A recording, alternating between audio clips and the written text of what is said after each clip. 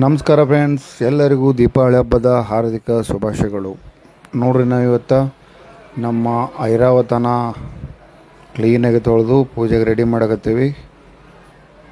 ಪೂರ ವಾಷಿಂಗ್ ಆಗಿತ್ತು, ಆದ್ರೂ ಭಾಳ ಒಂದು 2-3 ದಿನದಿಂದ ನಮ್ಮ ಬೈಕನ್ನು ತಂದು ತೊಳೆದ್ವಿ. 2-3 ದಿನ ಆಗಿತ್ತು, ಮದ್ದು ಉಳಾಗಿತ್ತಂತೆ. ಮತ್ತೆ ಹೋಗಿ ಲಕ್ಷ್ಮೀ ಪೂಜೆ ಎಲ್ಲ ಡೆಕೋರೇಷನ್ನ ರೆಡಿ ಮಾಡಿದ್ವಿ.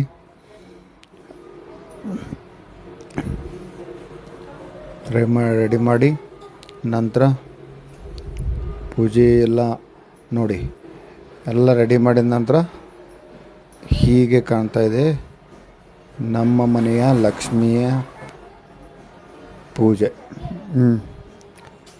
ನಮ್ಮ ಮನೆಯ ಲಕ್ಷ್ಮೀ ಪೂಜೆ ಈಗ ರೆಡಿಯಾಗಿದೆ.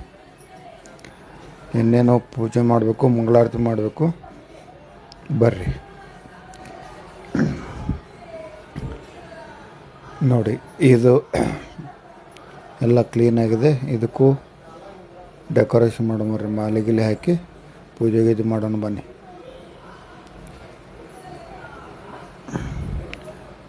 ನೋಡ್ರಿ, ಇದಾಯಿತು. ಇದಾದಮೇಲೆ ಗುರು ರಾಘವೇಂದ್ರ ಸ್ವಾಮಿಗಳನ್ನ ನೆನೆಸ್ಕೋತಾ ನಂತರ ಮಂಗಳಾರತಿಯನ್ನು ಮಾಡ್ತಾಯಿದ್ದೀವಿ. ಮಂಗಳಾರತಿನೂ ಆಯಿತು. ಇದು ನೋಡ್ರಿ, ಗೌರಿ ಪೂಜೆ, ಲಕ್ಷ್ಮೀ ಪೂಜೆ, ಆನಂತರ ಡೆಕೋರೇಷನ್ ಎಲ್ಲ ಮಂಗಳಾರತಿಯನ್ನು ಮಾಡಿ ಲಕ್ಷ್ಮಿಗೆ, ಕಾರ್ಗೆ ಕುಂಬಳಕಾಯಿ ನೋಡಿದ್ವಿ. ಎಲ್ಲರಿಗೂ ಮತ್ತೊಮ್ಮೆ ದೀಪಾವಳಿ ಹಬ್ಬದ